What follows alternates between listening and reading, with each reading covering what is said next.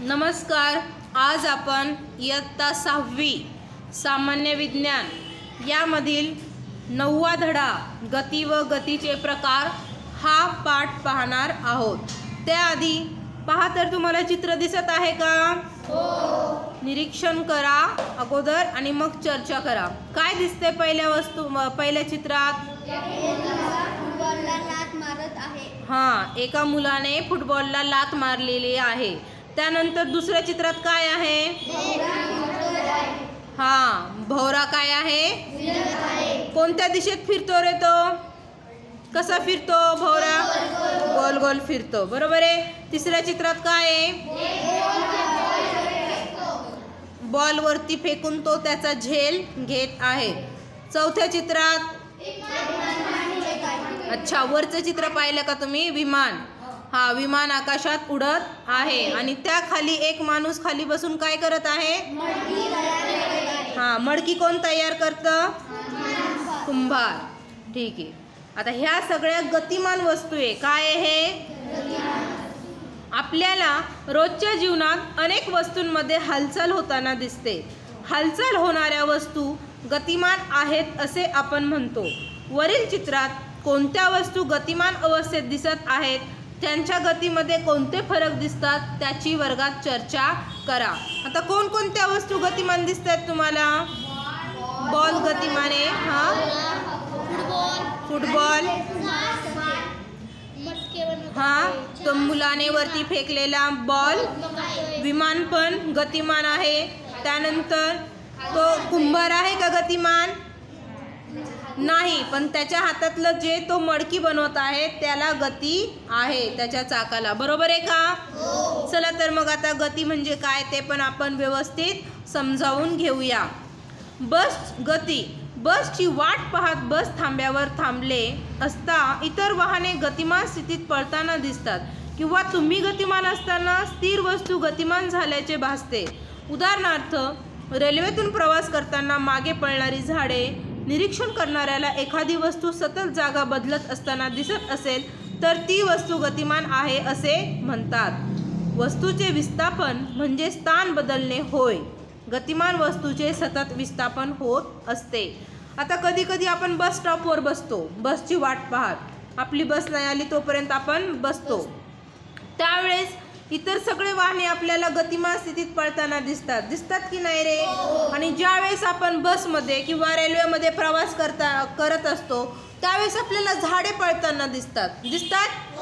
रस्त्यावरचे जे काय आहे, घरं पळताना दिसतात, झाडे पळताना दिसतात. ते पळत असतात का रे ॲक्च्युअलमध्ये? नाही, तर पळत कोण असतं? आपली गाडी. आणि आपल्या गाडीबरोबर आपण सुद्धा आपल्याला गती प्राप्त झालेली असते. हे झाडं, हे घरं, हे तर ज्या जागेवर असतात तिथंच ते असतात. ते पळतात का? नाही.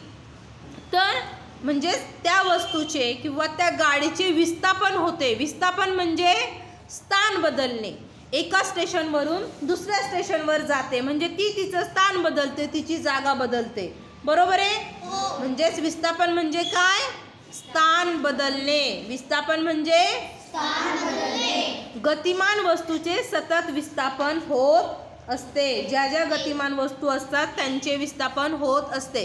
जर का हा फॅन गोल गोल गोल गोल फिरायला लागला तर त्याचं पण विस्थापन होतं की नाही? त्याची पाती पण अशी गोल गोल फिरतात म्हणजे त्या पण स्थान बदलतात. आता गती म्हणजे काय त्याची व्याख्या पाहूया आपण. वस्तूचे ठराविक वेळेत एका ठिकाणापासून दुसऱ्या ठिकाणी होत असलेले विस्थापन याला वस्तूची गती असे म्हणतात. बघा, एखादी वस्तू आहे, तिचे जर का ठराविक वेळेत एका ठिकाणापासून दुसऱ्या ठिकाणी होत असलेले विस्थापन म्हणजे काय होय? म्हणजेच वस्तूची गती. गती कशाला म्हणायचे? एका ठराविक वेळेत एका वस्तूचे एका ठिकाणाहून दुसऱ्या ठिकाणी होत असलेले विस्थापन. विस्थापन म्हणजे काय सांगितले मी अगोदर तुम्हाला? विस्थापन म्हणजे स्थान बदलणे. विस्थापन म्हणजे स्थान बदलणे. एखादी विशिष्ट वेळेत तो पंखा फिरत असतो, बरोबर आहे का नाही? तो त्याची स्थान जागा बदलत असतो. आता गाडीचं चाक फिरत असतं, ते पण एका विशिष्ट वेळेत त्याची जागा बदलतं, बरोबर आहे का नाही? तो भोवरा पण, म्हणजेच त्याला गती म्हणायचं. काय म्हणायचं? आता गतीचे वेगवेगळे प्रकार आहेत.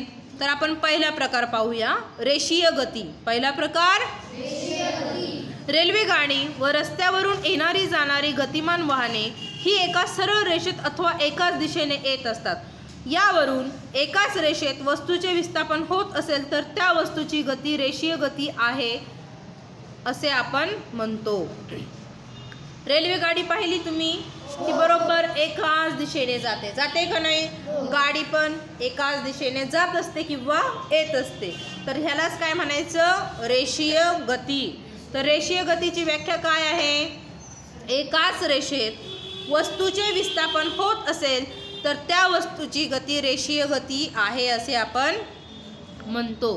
तुम्ही जर का खुर्चीवर उभे राहिले आणि एक चेंडू हातातून सारखा असा खालीवर टप्पा बॉल खेळतात ना तुम्ही, तर ती पण गती कोणती आहे?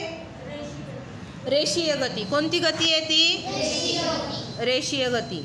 त्यानंतर पुढे पहा, तुलना करा. संचलन करणाऱ्या सैनिकांची गती आणि घसरगुंडीवरून घसरणाऱ्या मुलीची गती यांची तुलना करा. पाहिलंय तुम्ही, आत्ता 26 जानेवारी झालेली आहे. संचलन करणारे सैनिक कसे संचलन करतात रे? ते एकदम सरळ रेषेत. आणि घसरगुंडीवरून घसरणारी मुलगी, तिची पण गती कशी असते? सरळ घसरत येत असते ती एकदम स्पीडमध्ये, बरोबर आहे? संचलन करणाऱ्या प्रत्येक सैनिकाची गती सतत एकसारखी असते, त्यात थोडाही फरक दिसत नाही. परंतु घसरगुंडीवरून घसरणाऱ्या मुलीची गती मात्र एकसारखी दिसून येत नाही. मुलगी घसरगुंडीवरून वेगाने खाली येते कारण तिची गती सतत वाढत असते, बरोबर आहे की नाही? संचलन करणाऱ्या प्रत्येक सैनिकाची गती ही एकसारखी असते, त्यात फरक जाणवतो का? नाही, बरोबर ते त्यांच्या तालात चालत असतात. परंतु जी घसरगुंडीवरून घसरणारी मुलगी आहे, ती वरून जशी खाली येते तशी तिची काय वाढत जाते? स्पीड किंवा गती वाढत जाते. सैनिकांच्या संचलनाची गती ही रेषीय एकसमान गती आहे, कारण गतीमध्ये कोणत्याही प्रकारचा बदल दिसून येत नाही.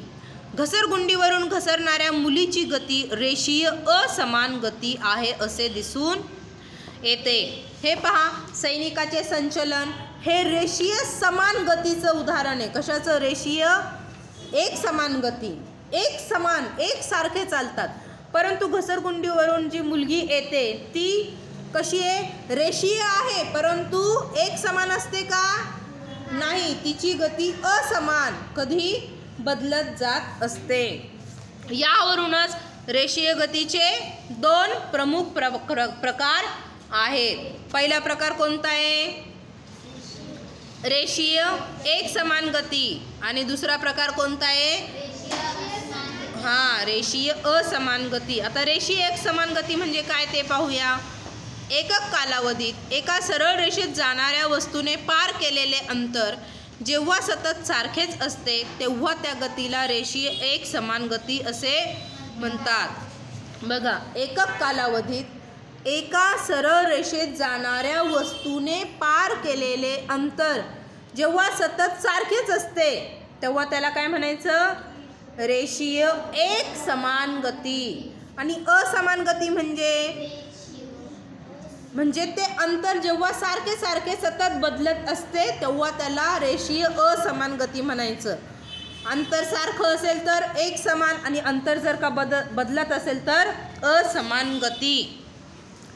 दुसरा प्रकार आहे गतीचा नैक रेषीय गती. दुसरा प्रकार कोणता आहे? एका सरळ रेषेत न जाणाऱ्या वस्तूच्या गतीस नैक रेषीय गती असे म्हणतात. एका सरळ रेषेत तुम्ही जर का एखादा खेळ खेळताय, कोणता खेळ खेळता तुम्ही? पळण्याचा खेळ कोणता असतो? रेसिंगमध्ये एक सरळ रेषा असते. दुसरा खेळ सांगा, शिवना पाणी वगैरे, पकडापकडी खेळतात, बरोबर आहे का नाही? खो खो, पकडापकडी, यामध्ये तुम्ही इकडून इकडे कुठे पण पळत असतात, बरोबर आहे का नाही? का पळतात? तुम्ही त्यांच्या हाती लागू नये म्हणून.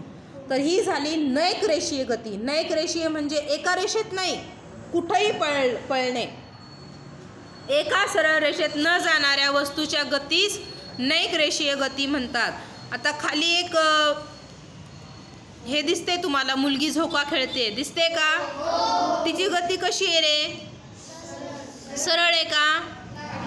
अशी पुढे मागे पुढे मागे अशी होते का नाही? झोका खेळताना तुम्ही पण झोक्यावर बसलेले आहेत, तेव्हा झोपाळ्याची हालचाल कशी होते? एका टोकाकडून दुसऱ्या टोकाकडे परत येत असतो झोका. त्याला एका फेरीसाठी साधारणपणे सारखाच वेळ लागतो. झोपाळ्याच्या या हेलकाव्याला आंदोलित गती म्हणतात. काय म्हणतात? आता त्याचप्रमाणे घड्याळाचा फिरणारा लंबक पाहिलाय का तुम्ही? घड्याळाचा लंबक, पक्ष्यांच्या पंखाची हालचाल, शिवणयंत्र चालू असताना सुईची हालचाल, ढोल किंवा तबल्यांचा कंप पावणारा पडदा, ही देखील आंदोलित गतीची उदाहरणे आहेत. कोणकोणती उदाहरणे सांगितले मी? पक्ष्यांच्या पंखांची हालचाल, वर खाली वर खाली, बरोबर आहे. शिवणयंत्राची सुईची हालचाल पण वर खाली होते. घड्याळाचा जो दोलक असतो तो पण वर खाली होतो का? नाही, असा पुढे मागे, इकडून तिकडे तिकडून इकडे, एका टोकाकडून दुसऱ्या टोकाकडे. म्हणजे ही सर्व आंदोलित गतीची उदाहरणे आहेत. मग आंदोलित गती म्हणजे काय रे मुलांनो? आंदोलनामुळे प्राप्त होणाऱ्या गतीला आंदोलित गती म्हणतात. काय म्हणतात? गती. जरा डोके चालवा. कोणकोणत्या वाद्यांमध्ये आंदोलित गती अनुभवता येते? अजून कोणकोणते वाद्य असतात ज्याच्यामध्ये आंदोलित गती असते? वाद्य माहिती तुम्हाला? ज्याला वाजवलं जातं, ढोल व ताशा, तबला यांच्या गतीमुळे पण काय होतं? पडदा हलतो त्यांच्या वाजण्यामुळे, बरोबर आहे. निरीक्षण करा व चर्चा करा. बघा खाली चित्र दिसत आहेत का तुम्हाला? दिसत आहेत. ही कशाची उदाहरणं आहेत रे? कशाची उदाहरणं आहेत? ते एक वरती हे दिसतंय ते सर्कसचं उदाहरण आहे, बरोबर आहे. तो झोपाळ्यावरून एक मुलगा खाली हात लटकवले त्याने, ती कोणती गती? आंदोलित गती. कोणती गती आहे ती? आंदोलित गती. त्यानंतर इकडे पक्ष्यांची गती पण आंदोलित गती आहे. त्यानंतर घड्याळाचं दोलकाचं चित्र ते पण. त्यानंतर इकडे पंखा आहे, मेरी गो राऊंड आहे का? तर हे सगळे वर्तुळाकार गतीचे उदाहरणं आहेत. ते जे मेरी गो राऊंड आहे त्याच्यावर बसलो आपण घोड्यावर, तर ते कसं फिरतं रे? गोल गोल. म्हणजे ही गती कशी झाली? वर्तुळाकार गती. कोणती गती झाली?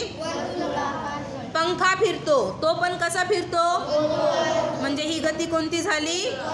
वर्तुळाकार गती. वर्तुळाकार मार्गाने असणाऱ्या गतीला वर्तुळाकार गती असे म्हणतात. तुम्हाला वर्तुळाकार गतीची आणखी काही उदाहरणे सांगता येतील का? ती कोणती सांगा? वर्तुळाकार. तुम्ही यात्रेमध्ये पाळण्यात बसलात का? तो पाळणा कसा फिरतो? मग ती पण वर्तुळाकार गती आहे. अजून लहान मुलांना खेळवण्यासाठी आपण बांगडी घेतो आणि ती बांगडी अशी गोल फिरवतो, ती गती कोणती आहे? वर्तुळाकार गती. ही झाली वर्तुळाकार गतीची उदाहरणे. आता पुढे पाहूया आपण. आंदोलित गती आणि वर्तुळाकार गतीच्या उदाहरणावरून आपल्या असे लक्षात येते की काही वस्तू या ठराविक कालावधीत एक फेरी किंवा एक आंदोलन पूर्ण करतात. जसे घड्याळाचा मिनिट काटा बरोबर 60 मिनिटात एक फेरी पूर्ण करतो, तर मेरी गो राऊंड सुद्धा ठराविक वेळेतच आपली एक फेरी पूर्ण करते. वस्तूंमधील या गतीला नियतकालिक गती असे म्हणतात. घड्याळाचा मिनिट काटा पाहिलाय तुम्ही? बरोबर 60 मिनिटे झाल्यावर तो त्याची एक फेरी पूर्ण करतो, बरोबर आहे. तसं सूर्य पण त्याची एक फेरी, पृथ्वी पण त्याची एक फेरी पूर्ण करते का नाही? त्याच्यामुळेच दिवस रात्री घडत असतात. तुम्ही पाहिलंय का नाही भूगोलामध्ये? तर यालाच नियतकालिक गती म्हणतात. ज्या गतींमध्ये गतिमान वस्तू ठराविक वेळेनंतर एका विशिष्ट बिंदूतून पुन्हा पुन्हा जाते त्या गतीला नियतकालिक गती असे म्हणतात. घड्याळाचा काटा पुन्हा पुन्हा 12वर येतो की नाही? एका विशिष्ट बिंदूत येतो, त्यालाच नियतकालिक गती असे म्हणतात. आता एक मुलगी खाली सायकल चालवते. आता तुम्ही तुमचं डोकं चालवा बरं. चित्राप्रमाणे मुलगी सायकल चालवताना कोणत्या प्रकारची गती तुम्हाला दिसून येतील?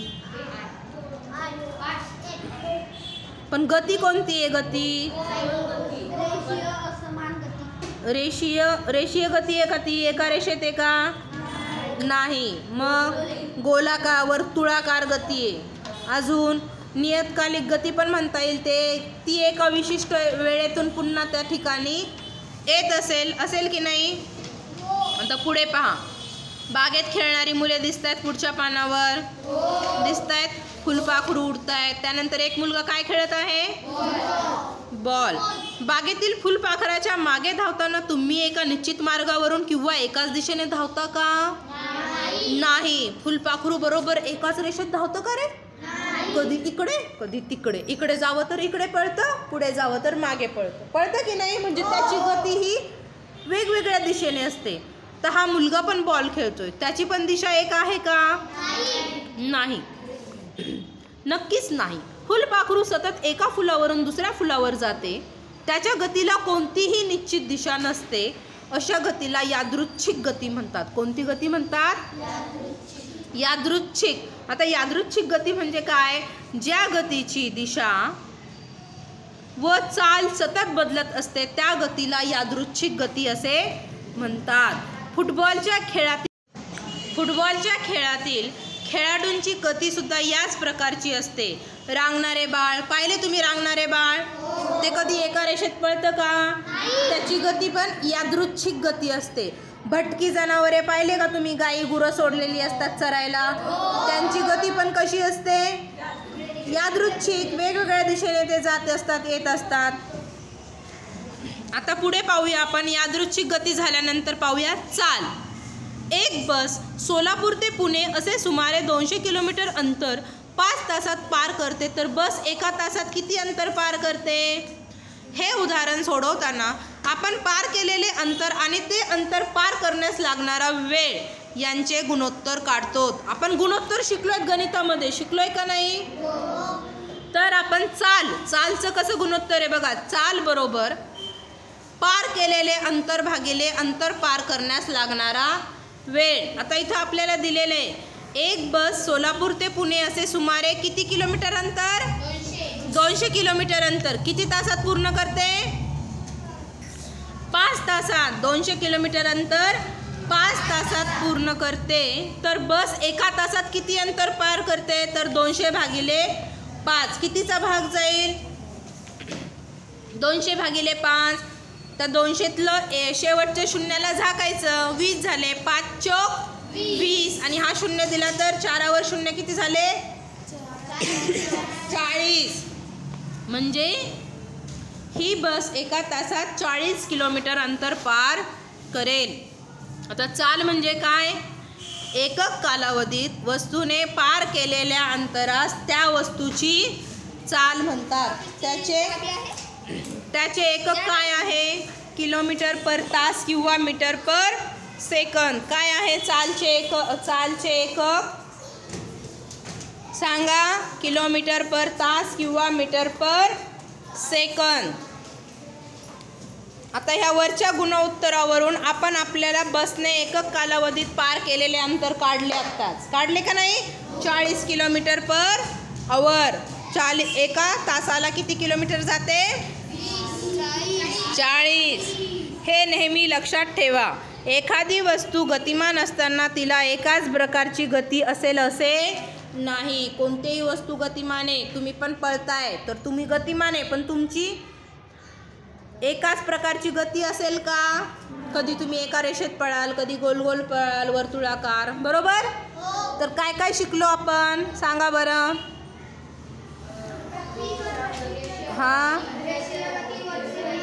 हा रेषीय गती, वर्तुळाकार गती, ठीक आहे. आता ऐका. गतिमान वस्तू सतत जागा बदलत असतात.